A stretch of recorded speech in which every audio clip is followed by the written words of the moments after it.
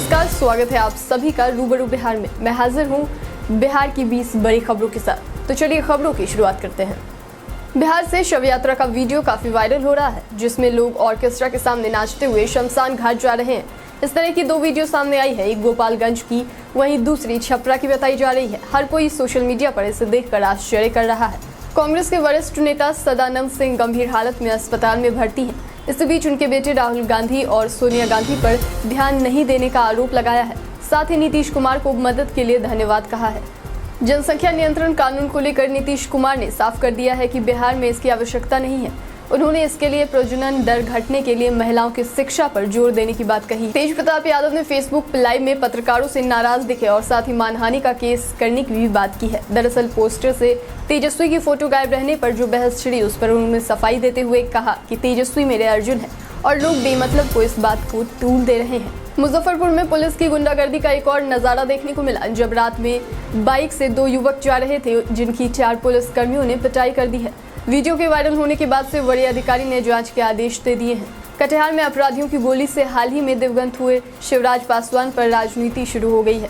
बिहार सरकार मंत्री लेसी सिंह ने उनके परिजनों से मुलाकात की और साथ ही चिराग पासवान पर राजनीति करने का आरोप लगाया है।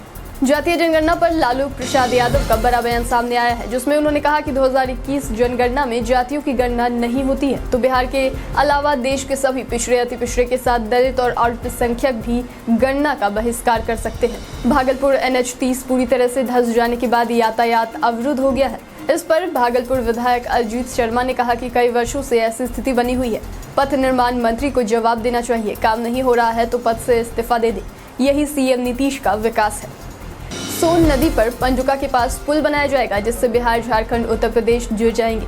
इनमें 3 राज्यों के नागरिकों और वाहनों को आने जाने में सहूलियत होगी। इसकी लागत करीब 210.13 करोड़ रुपए है। मंगलवार को इस पर मंजूरी मिल गई है। बीते मंगलवार को CM नीतीश कुमार ने गंगा नदी के बढ़ते खतरे को देखते हुए पटना के सभी प्रमुख घाटों का निरीक्षण किया है। दीघा घाट से होते हुए उन्होंने अन्य घाटों का निरीक्षण किया है। पटना पर बाढ़ का खतरा मंडरा रहा है। गोपालगंज में BMP के एक जवान की चाकू गोद कर निर्मम हत्या कर दी गई है। मृतक का नाम अर्जुन दयाल है और वो नेपाल का रहने वाला था। हालांकि अब तक दोषी की कोई जानकारी नहीं मिली है। झारखंड से बिहार जा रही शराब को झारखंड पुलिस के द्वारा जब्त कर लिया गया है और साथ ही तस्करों को भी गिरफ्तार किया गया है। बरामद शराब में 275 पेटी देशी शराब की 14,300 बोतलें और अंग्रेजी शराब की 45 पेटियों में 792 बोतलें।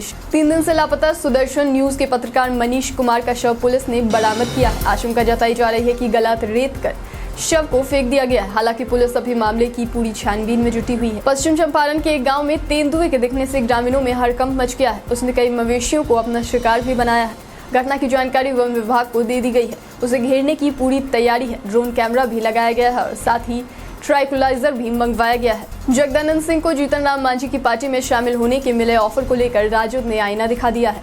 उन्होंने कहा कि राजद 75 विधायकों के साथ बिहार की सबसे बड़ी पार्टी है और उनके पास गिनती के 3 विधायक हैं। राजद में कोई टूट नहीं होगा। कोरोना काल में गया के मगध मेडिकल अस्पताल की सुनीता कुमारी ने अपने डर से लड़कर मरीजों की सेवा की है। ICU इंचार्ज होने के नाते उन पर कई जिम्मेदारियां थी। कोरोना संक्रमित होने के महज 12 दिन बाद वो वापस मरीजों को देखने अस्पताल पहुंच गई। 10 साल पहले बने सिवान में बिहार और उत्तर प्रदेश को जोड़ने वाले नेशनल हाईवे पर दरार आ गई है, जिसके बाद बड़ी गाड़ियों के आवागमन पर रोक लगा दी गई है। इस कारण से आने वाली गाड़ियों के चालकों को परेशानी का सामना करना पड़ रहा है। राष्ट्रपति रामनाथ कोविंद के निर्देश पर तारापुर के 2 स्वतंत्रता सेनानी को अंगवस्त्र और प्रतीक चिन्ह सौंपा गया है। उन्होंने देश की आज़ादी में महत्वपूर्ण भूमिका निभाई थी।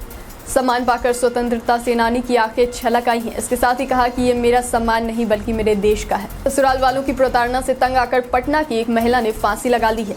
सुसाइड नोट भी बरामद हुआ है, जिसमें दहेज की मांग को लेकर पति, सास और ननद के द्वारा मेंटली टॉर्चर करने की बात की है और साथ ही पति से बच्चों की खातिर दूसरी शादी नहीं करने का भी जिक्र है। कोरोना के कारण बंद हुए भारत नेपाल के जोगबनी मुख्य सीमा होकर बुधवार को पैदल यात्रियों का आवागमन सुचारू कर दिया गया है। 18 माह बाद इसे चालू किया गया है। भारत की तरफ से ये 6 महीने पहले ही खोल दिया गया था, मगर नेपाल के तत्कालीन प्रधानमंत्री KP शर्मा ओली ने इसे बंद कर रखा था। आज के लिए इतना ही। बाकी देश प्रदेश की खबरों के लिए बने रहिए, देखते रहिए रूबरू बिहार। धन्यवाद।